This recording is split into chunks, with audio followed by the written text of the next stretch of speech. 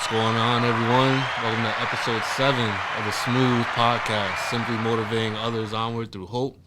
Here today with me, I have Brian Rudolph.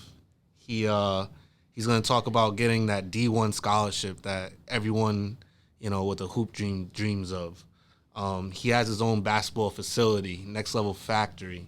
He has his own LLC, which he's able to empower youth and help his environment. Brian Rudolph, what's going on, man? Appreciate you having me, bro. Yes, I love the podcast space, so that's what's up. So I kind of want to get right into it. Where were you born? Where were you raised? Born and raised in New Bedford, Massachusetts, man. I'm very proud of it. I got the city tatted all over me, so I'm very proud of where I come from. And shout out to New Bedford. I know a decent amount of people from there. They always show me love, so shout out to New Bedford. And so born and raised in New Bedford. Talk about your upbringing. How was it? My upbringing was good. I mean, I grew up in the south end of New Bedford, called the Bay Village Projects. Grew up with predominantly my mother and my grandmother. My father was in jail probably up until I was in 4th grade. Came out and my mom got married. But he was on and off going through different shit. So predominantly my mother and my grandmother. I fell in love with basketball at an early age, at the age of 7. So in the Bay Village, they have these clotheslines. So we would get the milk crates, cut them out the bottom, put them on the clothesline. That's when I fell in love with hooping. Wow. Just like that. Wow. So y'all were hooping on milk crates. We were hooping on the milk crates. And then, fortunate for me, right across from the Bay Village is a park called Monty's Park. And that's where we have our summer leagues, and that's kind of where it went crazy. And then it's different from the times now. That's when in our community was a lot of kids my age, so we all got to grow up playing different sports together and kind of gravitating towards what we were best at. Right. So it's fortunate. You don't see that much these days where you just go outside and see a lot of kids either riding bikes or playing football, playing basketball. So there was a lot of kids in my community. I just feel like the options were so limited to have fun back then, Like all we had was outside. There was no inside or YouTube or Netflix. Exactly. It was just all outside. And I'm actually so thankful to grow up in that kind of, environment where, you go outside, once the street lights come on, you go inside and call it a day. When did you realize that, you were better than your peers, I guess? Did it start at an early age or was it a little bit later? Yeah, I would say, my first year playing like real organized, I was all right. My second year is when I was like, all right, I'm actually really good at this. Mm-hmm. And then what would happen was my high school coach was actually my coach from 6th grade all the way through high school. So he taught me how to kind of play real basketball, not just street basketball. And what he would do, his son was my age, so we would go through, or even before that, I would go to camps, like University of Connecticut camp, UConn camp.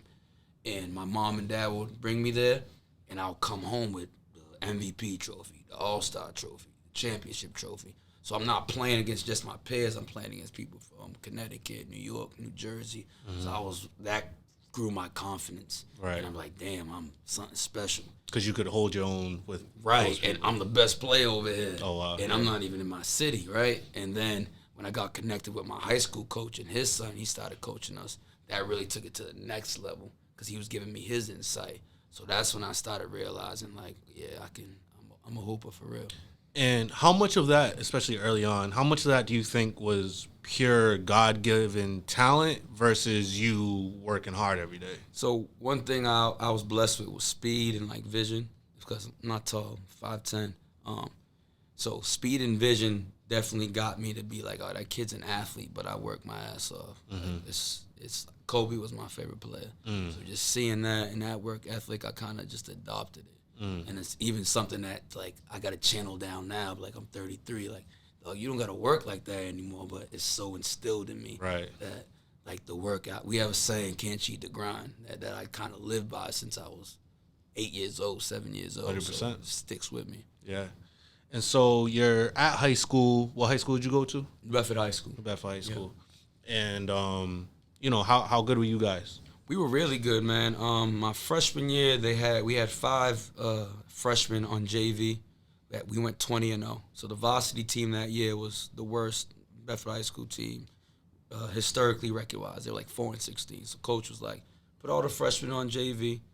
We ran the table, and then our next year we went 13-7 on varsity, and then our junior year we were the #1 team in the state. We went 19-1. Wow. And lost in the South finals. Then my senior year, again, top 5 team in the state, really good team, really good season. But we were playing with kids that we've been on the same team since we were in 6th grade. So everything was already instilled in us. By the time we went to high school, The chemistry must have been crazy. it was crazy. Everyone already knew, like, these are the guys that's going to Right, get right, the next right. state championship. We didn't end up doing that, but we had very good seasons.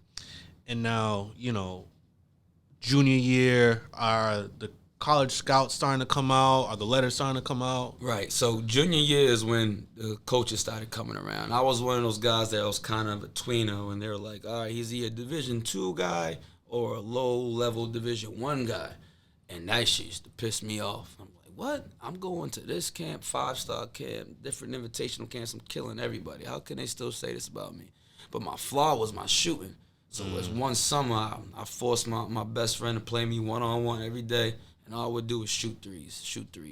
So once I developed that, my junior year to end the year in the state tournament, I hit 7 threes against Brockton, ended up like 34 points.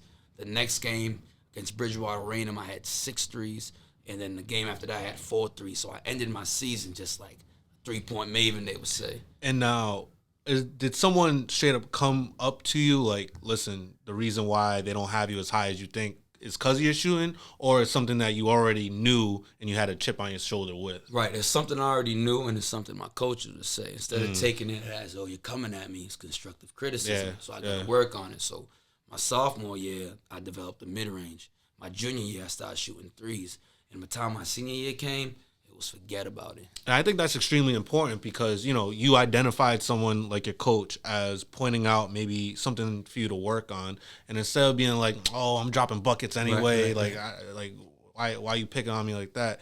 You kind of took it as an opportunity to make yourself a better all-around basketball player and kind of take on that challenge. Exactly. And you wouldn't have been as good as you were if you looked at it in a different light, right? Exactly. So I think that's very important to point out, And so what schools kind of reached out to you your senior year? So my senior year, I had an offer from just about every major conference in the country. It was everyone's. But I was more of a local kid. So my main schools was Providence College, URI,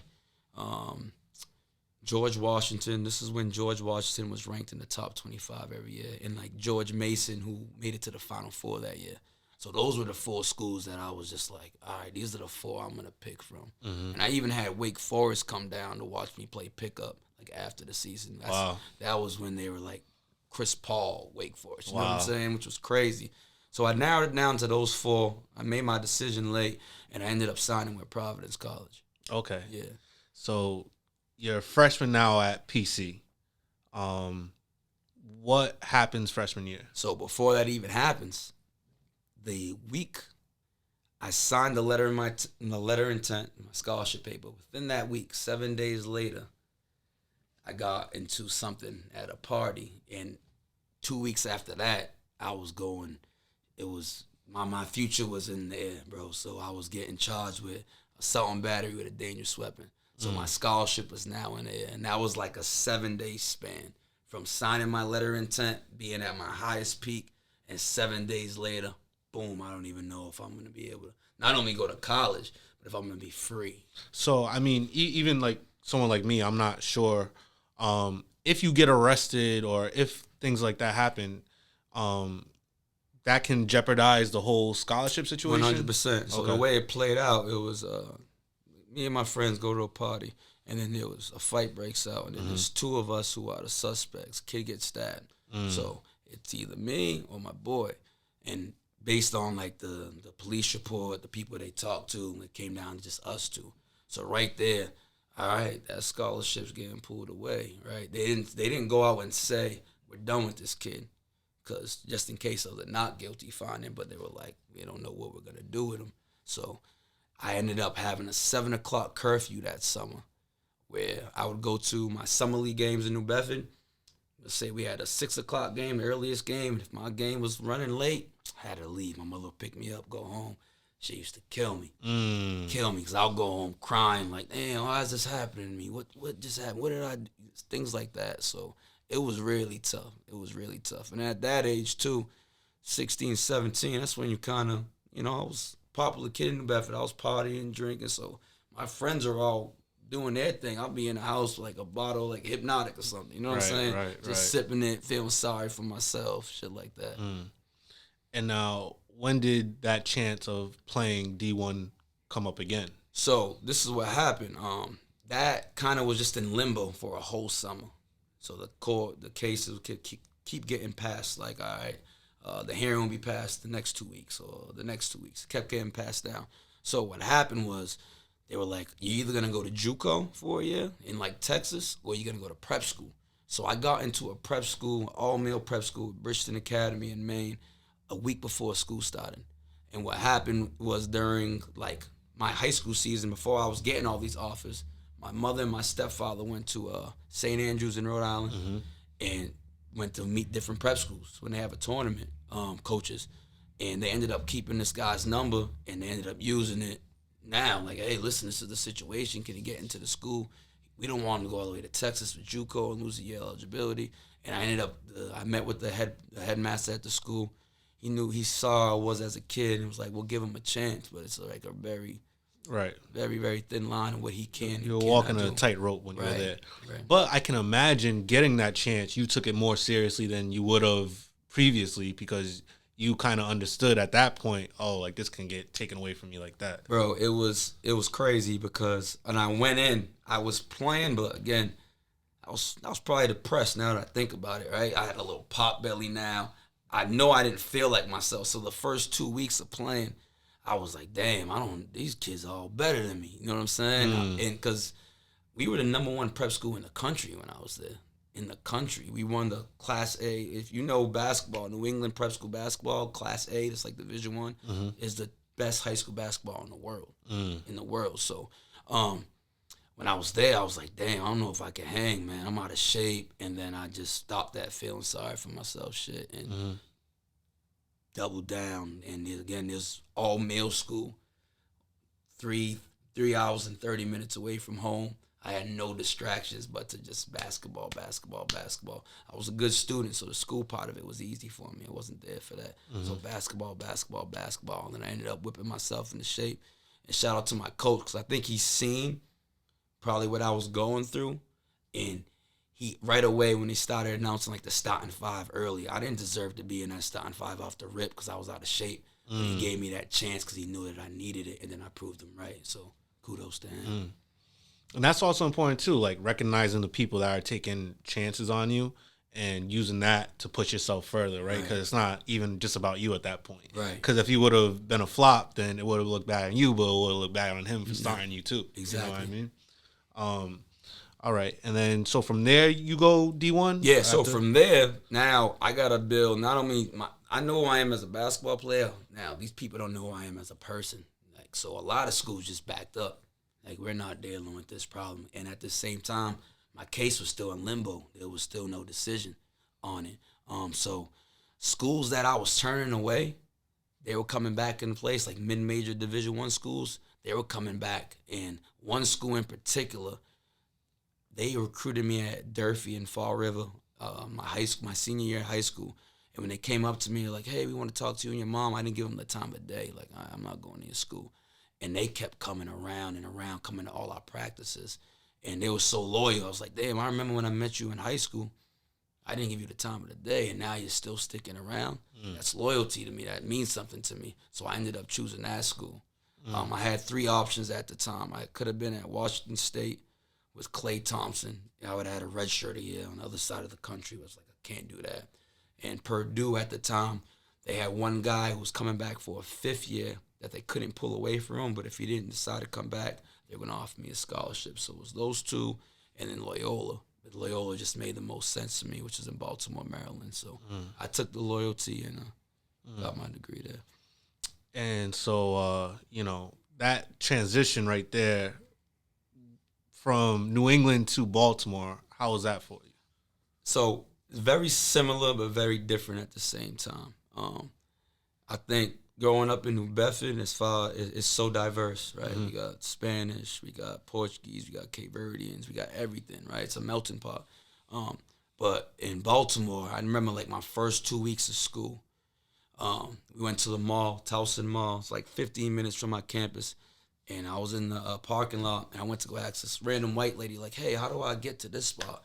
And the fear she had in her eyes, I was like, what? And then I realized, like, white hair is white and black hair is black. A little bit more segregated. Right, it's a little more segregated. And just the way they live, too. You could be where we are right now and go take a left out of here, and you're in the hood. If you take a right out of here, you're in the most beautiful place you ever seen. So the hood and the suburbs separated themselves for a little bit. And the hood in Baltimore is like, I don't know if you ever watched The Wire. Of course. It's literally The Wire. It's like 3 abandoned blocks and like 2 people actually still live there in between these abandoned houses. It's just like that, and it's not fabricated. I remember when the Freddie Gray stuff happened, when the cops beat the kid up. And then they were kind of trying to show, like, the news outlets, like, look what they did to Baltimore. I was like, nah, Baltimore been looking like this. Right. People are just getting a whiff of it now. Exactly. Yeah.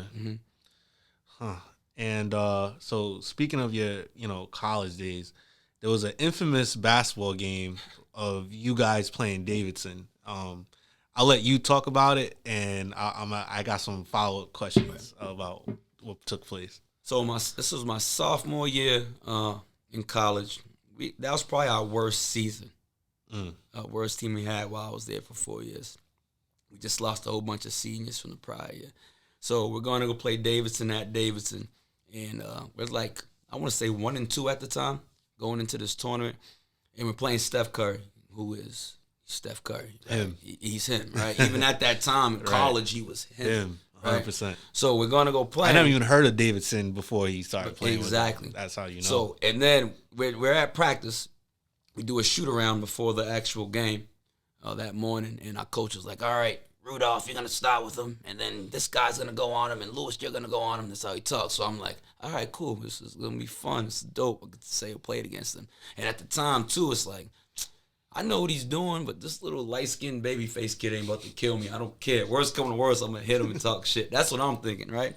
So right before we're ready to go back to our hotel, eat breakfast, whatever, breaking down, our coach is like, nope, fuck that. We're going to try and go into him. So we didn't even prepare for it. So what we do is, game starts, we're in a triangle, like a box in one. We have a guy at the top and 2 guys at the block, but the 2 guys are just following Steph Curry. So he doesn't realize it at first. So the first ball goes up, jump ball goes to him. He takes 2 dribbles over half, lets it go, it rattles out. I was like, damn, that shit was quick. We're in for a long day. But we triangled into him. So once he realizes it, my man just stays in the corner.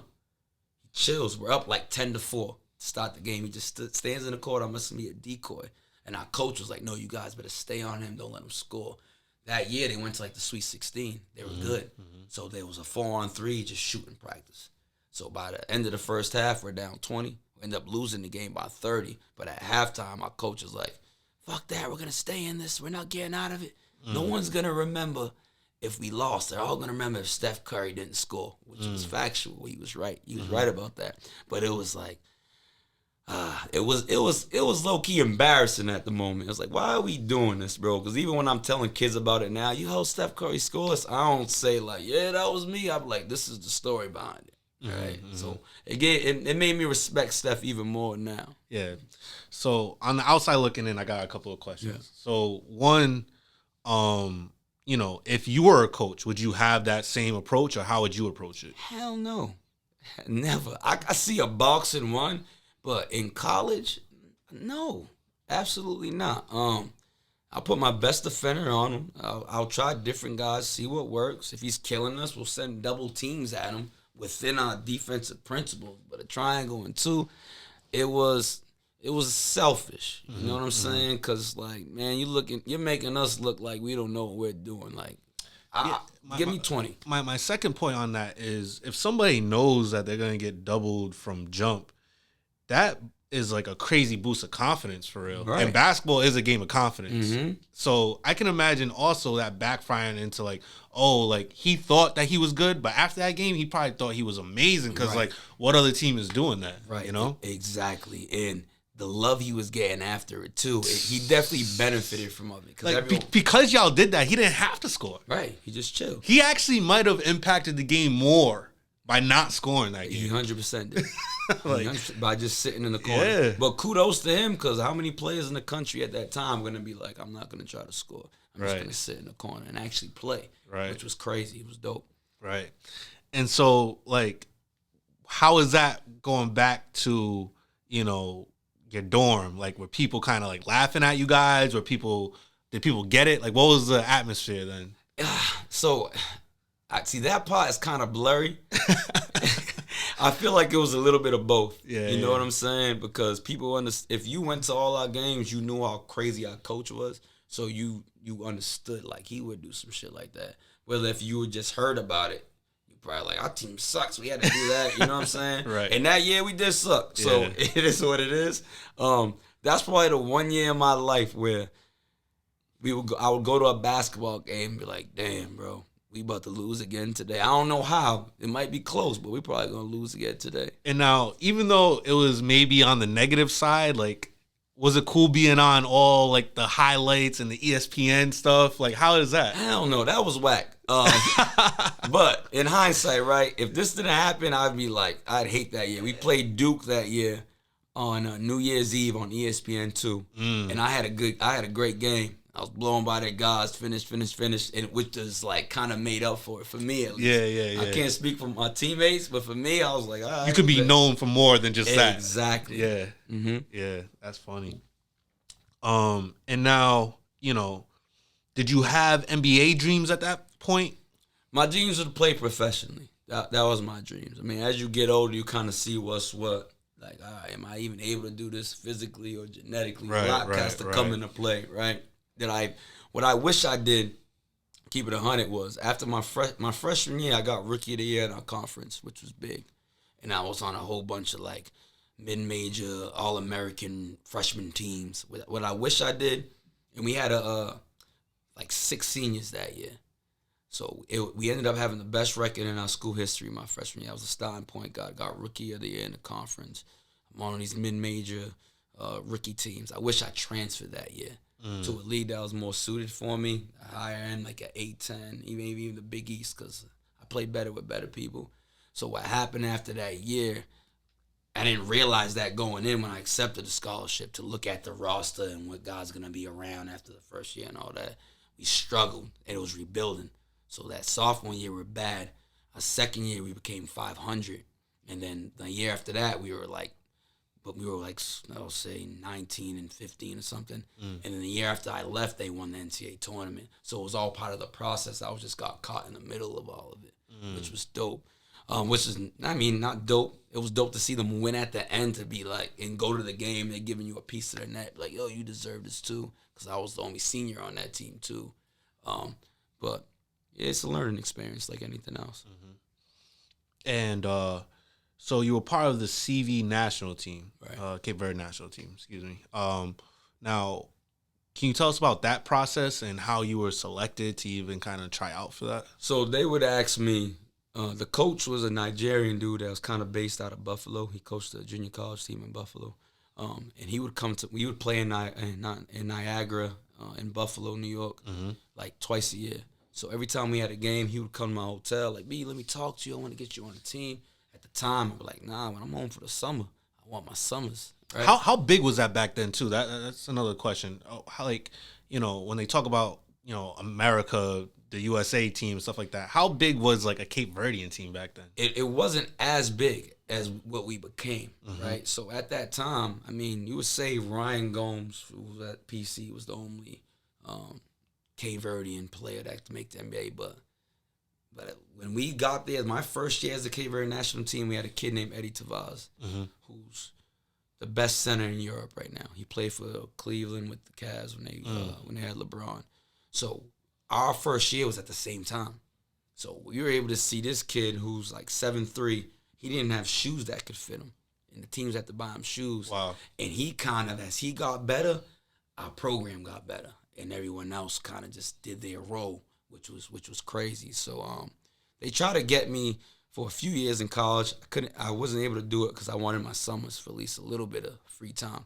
And then when I finally finished college, they asked me, you want to come this summer?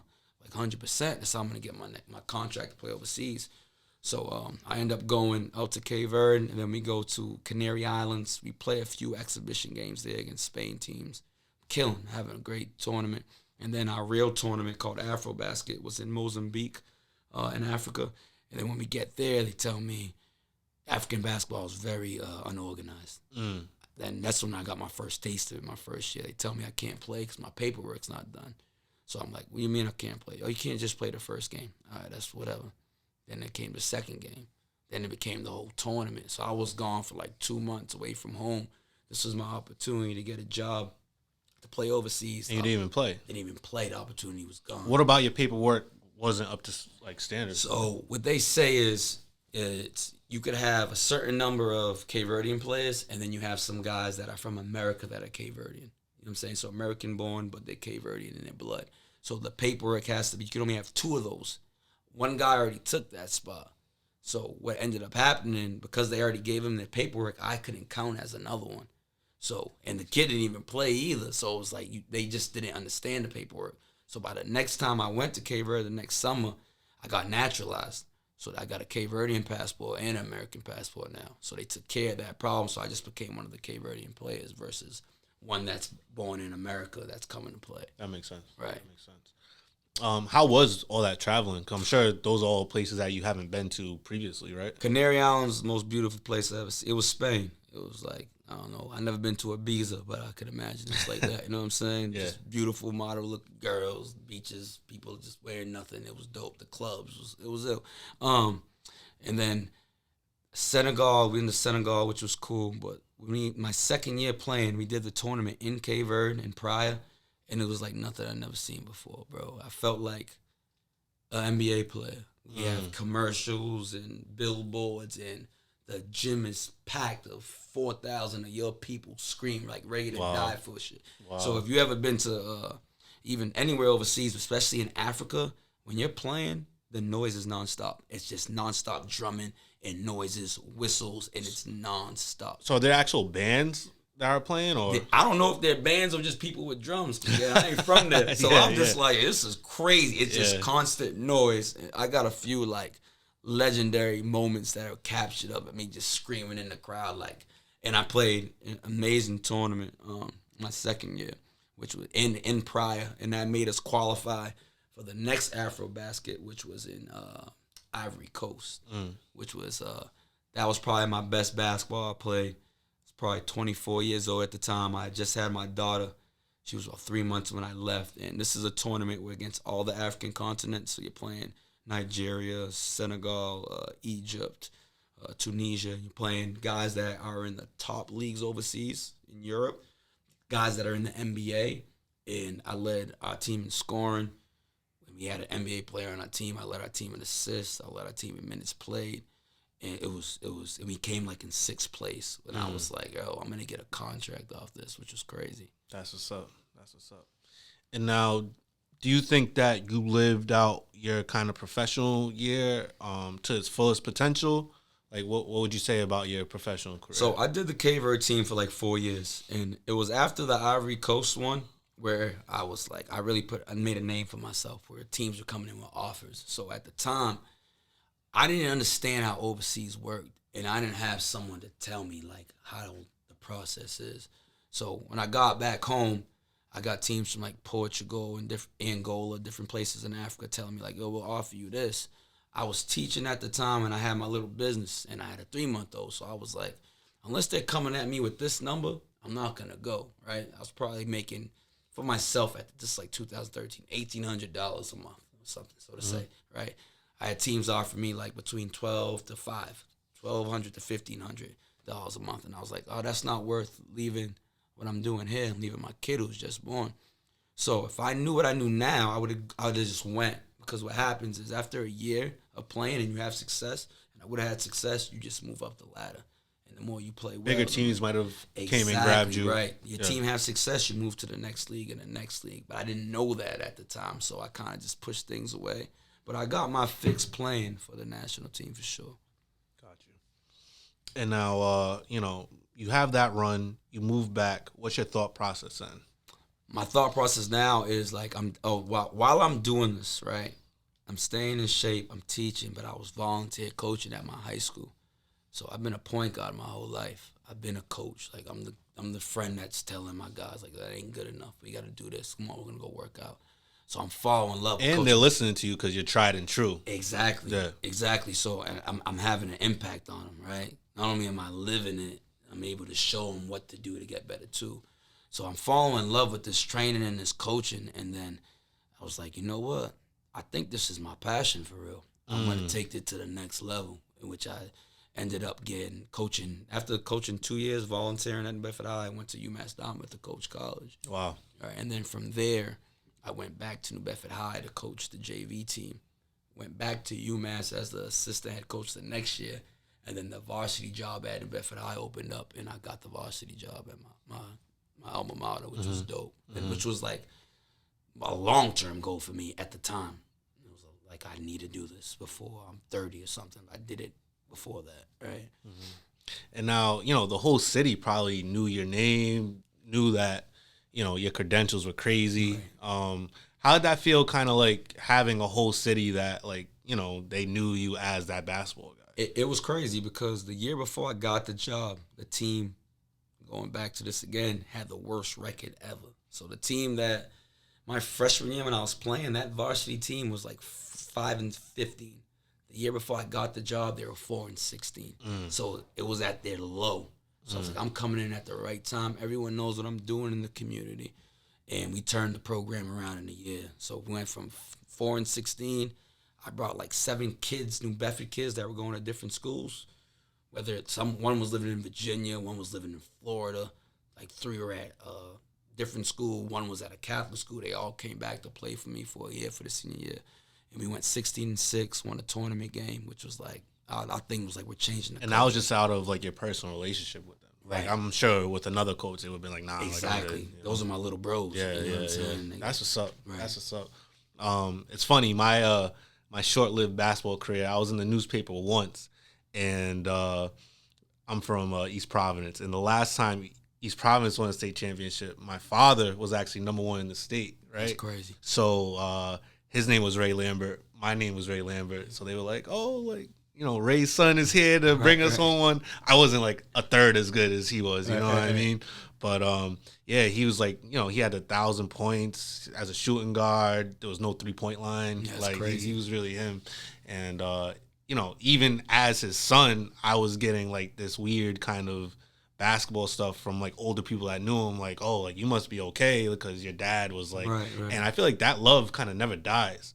No. So like a lot of people, they'll talk about hoop dreams and stuff like that, but if you really kind of like stand up and rep for your city, people don't forget about that. No, you know what I mean? And I'm sure like your daughter, like when she grows up and people are like, oh, who's your father? She says who her father is, like, oh my God, like, and they'll just kind of like pour out love that like she didn't even know existed. Exactly. You know what I'm saying? Exactly. And that's kind of why you even do it, right? It's bigger than, all right, like this kid got a scholarship. That's beautiful, right? But the reason why you're helping this kid get a scholarship so he can share the blueprint with the next kid. And it just gets passed down. So when you're no longer doing it, your city, your community's in good hands. That's why I do it, at least. It makes me feel good.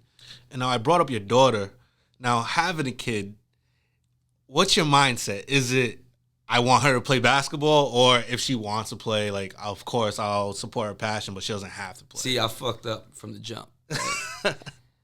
I wish, like, with every other thing that she does, whether it's gymnastics or soccer, I'd be like, nah, you're going to do this.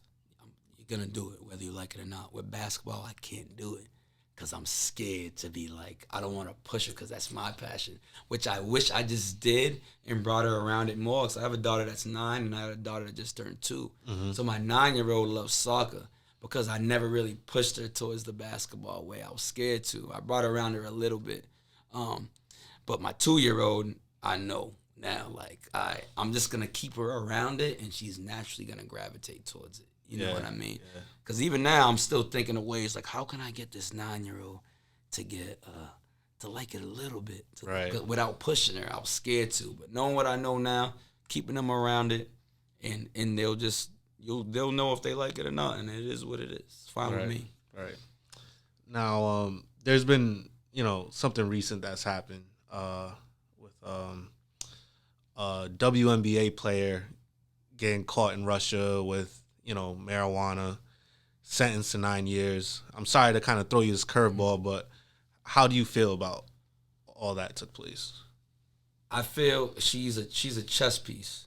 Which is, I hate to say it, but that's what it is. She's a chess piece in a game that's much bigger than us, political game. So, I mean, it's very unfortunate. I hate that it's happened to anyone, not just because she's a basketball player, to anyone to be a chess piece in something like this, because what she had and the punishment she got, that's not even, come on, doesn't even make sense. It's unhumane. But essentially, she's just a chess piece. My personal take is I think they're using it as leverage to get some of their people out that we got, and it will work itself out. If she does do the 9 years, it's even more like, damn, bro, it's heartbreaking. It's heartbreaking even now for her family, but I think she's just a chess piece in a much bigger game. And what would you say to the people that say, she should know the laws going into a different country? If she breaks the laws, then, that's what she did. So, Right. The consequences are the consequences. I mean, we all fuck up and make mistakes, man. I mean, I would personally, you got to know the what's going on during that time with Russia and America. Right. You got to be smarter than that. I get when people say that. But at the same time, do you ever think that this is going to be the outcome, right? No one would even think that. So it's unfortunate. You definitely have to be smarter, but we're human beings. We make fucking mistakes. And I think it's kind of easy for all of us to say that, right? Exactly. But if you're a top-tier woman professional basketball player, you kind of have the red carpet laid out for you where you go. So, probably if, it's not right, but if you do get in trouble, you're not going to get 9 years. I'm good. And you got to think, women's basketball in Russia or outside of America is a lot more popular than it is in America. So like you just said, that's what she's probably thinking. Right. You know what I'm saying? You think you're untouchable. I thought that when I got in trouble in high school. Right. From one high to a low. So it happens. We're humans. And now, Next Level Basketball Factory. Can you kind of tell us about what inspired it and what it is currently? Right. So before Next Level happened, LIT happened. Leaders in Training. Okay. So that was the name of this is my LLC and what I was trying to do with my basketball training. And then through that, when I was coaching at New Bedford High School, I ended up getting not fired, but suspended for a year for coaching high school because of not being able. I was coaching the kids in the off season, so in the fall I was having like practices with them, but not like more so conditioning workouts and stuff like that. I'm a basketball trainer doing basketball drills, so I did it the year before I got the job. It was no issue, and then the year after I got the job, I did it again. It became an issue without unbeknownst to me. Like I thought I could do this, I just did that. So that's when that happened. I really dove into the training piece. Like, this is going to be it then, right? I'm going to make this, I'm going to figure this out.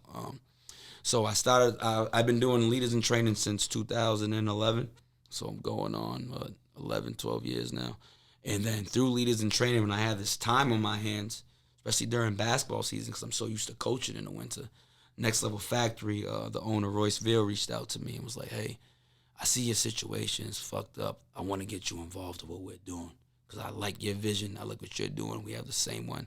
How can we make sense? Now, Royce is a very business-savvy dude, right? He's a business genius. So I'm like, all right, here's how this will work. I'll give you my expertise in your gym, but I need you to share that knowledge of business with me because I want to do the same thing you're doing in your area in my city. So that's exactly what we did. So I went over to Next Level Factory. At the time, there was only one in Holbrook, Mass. And I was there for like 6 months. And then throughout that time, after the 6 months was over, by the next summer, I had a gym lined up in Dartmouth to make my own Next Level facility. And now Next Level Factory, the one that was in Holbrook, is at Dana Barrows Sports Complex, which is like the biggest complex in New England. It's beautiful. So the Next Level Factory brand itself is like, it's expanding. It's amazing, man. It's a private basketball facility where we're training kids from 5 years old to guys in the NBA. That's the big span, and we're bringing in all. We don't have a saying like slogan that we go by, but conversations that Royce and I have sees. We trying to get to a point where everyone eats and no one's cutting throat, and like we're bringing all trainers together underneath the Next Level Factory brand, the franchise. It's like a McDonald's, right? So we got Next Level Factory Gym, but I do all my basketball training, do leaders and training. So you get what I'm saying, how that works? Yep. So that's what we're doing. It's amazing, man. Through Lit, we just finished up our second summer league. We had over 200 kids. We just finished my 7th camp in That's what's up.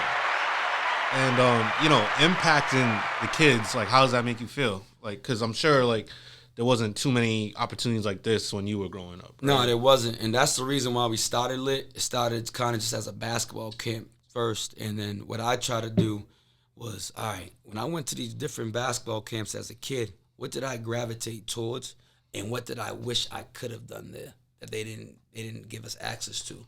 So at Leaders in Training Camp, we bring in the best coaches, whether they're Division I guys, 2 guys, 3 guys, high school coaches, college coaches. We bring people that can share their knowledge first. And then we offer different outlets. So we'll bring a yoga instructor in, a boxing instructor in.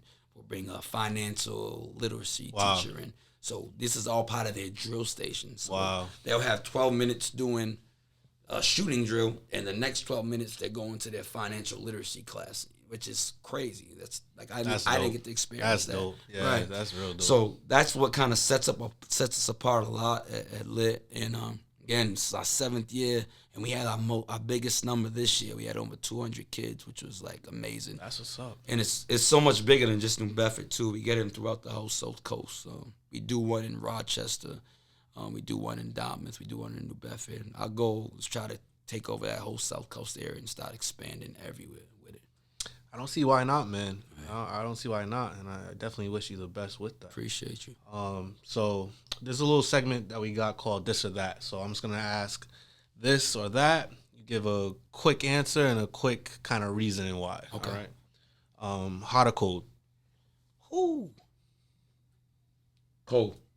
Because if you're cold, you can put something on that just makes you warm. Okay. Hot, you just hot. It's just uncomfortable. Baltimore summers, are they like way worse than up here, or what? So, Baltimore, that DMV area, right?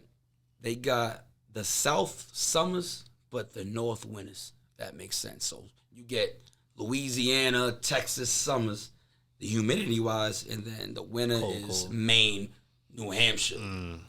It's different. Okay. Best rapper, Lil Wayne or Kanye West? Oh God. Damn, if you asked me this in 2006, I'm going to say Lil Wayne. Damn. If you asked me this in 2006, I'm going to say Lil Wayne. Now I'm going to go with Kanye. Okay. I'm going to go with Kanye. Just for longevity and everything else he does. Would you rather be loved or respected? Respect. Oh, I don't even know if I have a reason for this. This is a deep question. I'm going to go with respect. I don't know. When people respect you, I don't know, they have almost a fear of hurting you versus someone could love you, but they can still do some foul shit that hurt you. That's how I look at it, at least. So, in your words, kind of respect, they appreciate the relationship that they have with you. Right. You can love people from afar and not necessarily respect or appreciate the relationship. When you love someone, sometimes you take it for granted. And you might do something that might hurt them. Makes sense. Right. Definitely makes sense. When it's all said and done, who's going to be known as the best basketball player ever? Michael Jordan or LeBron? I'm going Mike. See, this is the thing with this for me. Right? I got Kobe tatted all over my leg. Me, I go MJ, I go Kobe, and then I go LeBron. And you could say it's a bias. I don't know. I don't think so. When we're talking about the skill of basketball, who done it better than MJ and Kobe? Like LeBron is 6'9", 275. That's different. Is he great? 100%. His IQ is unbelievable. Right? He's selfless. He makes other people better. But he has too many gaps and holes in his game for me to say. My eyes don't tell me that LeBron James is the best player.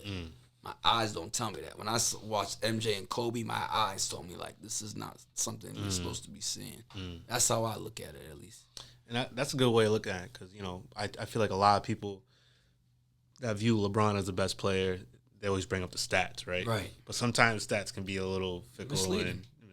Yeah. If that's the case, Luca Doncic might end up being the best player ever. The fact that you just said that, the next question was Luca or John Morant? All right, I'm going to go with Luca because his game is going to be able to be sustained for a longer period of time. Those athletes like John Morant, they hit big strides for like 4 years, right? Which would be amazing. Derrick Rose, Russell Westbrook, we never seen this before. But then their body starts breaking down, right? And it's inevitable. They don't have to be as skilled as a guy like Luca, who knows how to just play slow all the time at his pace. True. And that's a big challenge for them once their body can't do what they used to. We see it with Russell now. You've seen Derrick Rose injury-wise. So it's John Wall. All these guys that were freak athletes, they all hit a wall at some point. Mm-hmm. It's inevitable. And for this next little segment, smooth or not smooth. So I'm going to say a statement, and you just simply say if it's smooth or not smooth. Gotcha. $300 first dates. Smooth. Surgery abs for men. Not smooth. That's the thing. That is growing to be quite the thing. Do they go to Brazil or DR? I should say. You gotta hit French. You gotta hit Drake, man. Wild. You gotta ask him. That's crazy. Splitting rent with your significant other. Smooth. Smooth. All right, indulge in that one. Indulge in that. Man.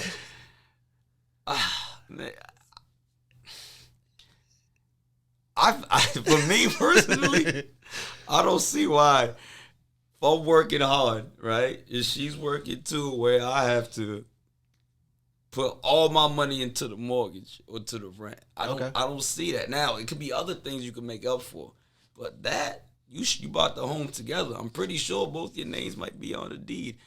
I think it's fair. Okay. There's other things like we're going out to eat. You take care of that. Different things. You buy them some shit, but that. Especially you got kids in the same. Nah, we're going to split this. That's all I feel. Okay. Social media. Who? Depends on what you use it for, but I'm going to say smooth. Okay. New England winners. Not smooth. Too cold? I mean, I'm adjusted to it, man. We've been here forever, but I would say not smooth. Okay. I put up, that picture of you yesterday, and I asked the viewer for some questions. Pick the top 3 and ask them to you. This is actually the first time that we're doing this. Question number 1 from a viewer. What's the favorite team that you played for? Your favorite team? My favorite team, I'll say my junior year of high school. That was my favorite team. We had a lot of fun. And the way the city came to support us was amazing. It was a good team. I hope you don't give me a politically correct answer with this, but best player in New Bedford right now? Best player in New Bedford? Mm-hmm. So I'm assuming, high school level. Oh, high school level. Ooh. There ain't too much talent. They're going to be mad at me. In New Bedford right now. Damn, I got to think because I don't want to leave somebody out. Well, you can say a name if you think of a better one. Come back. If we're going high school, I'm probably going to go with a kid named Aiden Smith, but he don't even go to New Bedford High. He goes to Dartmouth. If we got over the seas, there's Bonzi Colson who's still playing overseas. He's playing in top leagues. Okay. Young boy. Now, this is a fun one. What player, famous or local, absolutely destroyed you and gave you that work? Ooh. Jordan Crawford. He played in the league for. He was. We beat his team twice. Like I said, my prep school team was number 1 in the country. Yep. Oh yeah, we were there. And he went to Hargrave Academy. They had 8 scholarship guys. We had 8 scholarship guys. But he was a cold bucket, bro. we put everyone on him, and no one could stop him. We couldn't do nothing with him.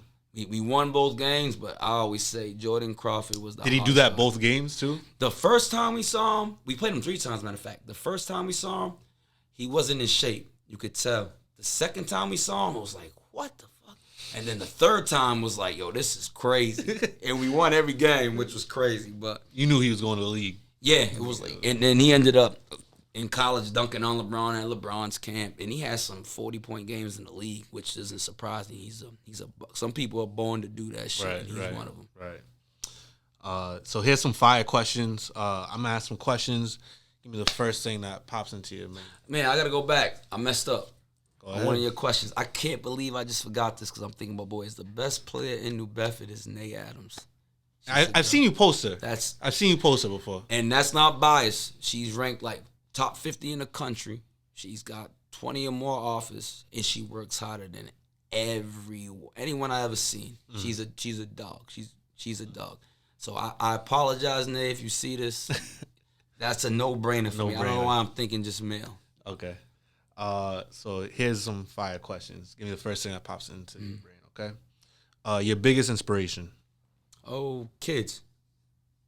Okay. City you would like to live in. Now, say if you never had to work another day, your money's straight, and your family can go with you to wherever this place is, where would it be and why? L.A. So my best friend lives out in L.A., and I try to go a couple times a year, and it's just, I just like the calmness of it. It offers a little bit of everything, right? Something to do during the day, something to do at night, but the time feels like it moves a little slower in L.A., and I like that. That's cool, yeah. Because my time, I feel like I'm always like this. On go, you know what yeah. I mean? What's your favorite clothing brand? Ooh. I might be able to answer that for you. What you think? Rude. Yeah, I got a lot of Rude. I do got a lot of Rude. I don't even know why I got a lot of Rude, but it's definitely one of my favorites. Yeah, I'll go with Rude. The dude that like runs it, he's a pretty cool dude too. He is. He's a pretty cool dude. I saw a couple of interviews by him. Top 5 current artists that you listen to today. Drake. Drake 21. I like Drake and 21 together. We need a joint album, man. That'd be crazy. Drake, 21. Who else we got here? I like Lil Durk. Who else do I like? Who's that? What's her name? The Nigerian girl. Thames. I like Thames. And then I always gonna keep him out. I love Dolph, man. Keep Dolph in there. R.P. Dolph. If you could have lunch with anyone, dead or alive, who would it be and why? One person? Kobe Bryant. Just for the knowledge. Because you see the impact he's had on so many people he's come across. Even the people I've never came across, somehow he impacted me. I cried like a baby when he died, which was crazy. But he seems like one where he shares the knowledge, man. And that's big for me. Like, I try to do that. That's the reason why I do what I do, is to share the knowledge to people. Right. So it can be passed down. Because it's so important. We all have the knowledge, man. We got to just give it out to others. In our community, we don't do that enough. So Kobe, because I just want to pick his brain, and I know he's going to give me clear-cut, real answers. Whether I don't like it or I do like it, that's stuff that I need to hear. So Kobe. When it's all said and done, how would you like to be remembered? Ooh, I want to be remembered as someone who gave back, someone that cared about himself more than he cared about others. Someone that, hit a lot of highs, hit lows, but always ended back up like this, right? If you just going like this all the time, I respect you, but I can't really respect your story that much. I like motherfuckers that, because that's life. It's a roller coaster. And speaking of that, for those out there that might be in a tough patch or going through, tough times right now, what can you say to them to kind of motivate them to kind of get them back on the right path or continue the path that they're on? Keep going, right? Get uncomfortable being uncomfortable, right? There's so many little slogans I could say. If it was easy, everyone could do it, but life is not easy. Life is hard, right? You just got to wake up every day and approach it as getting 1% better every day. It's micro wins. Something as simple as just making your bed in the morning is a goal that you can accomplish, right? And just these little goals you keep attacking every day. You build up on those 1% a day. At the end of the year, 365% better than you were the year before. So just approach life like that and just keep going, because no matter what, people are looking at you. People want you to win. Don't even dwell on the hate or what people may say about you. Your life means so much more than that. So no matter what, just keep pushing and know that people love you, man. Well, thank you for coming to the Smooth Podcast. I definitely appreciate the talk today. And, I wish you luck on your journey. I appreciate it, man. This was dope, man. So I wish you success moving forward with this. And any way I could help, man, let me know, bro. Appreciate you. Thanks, man.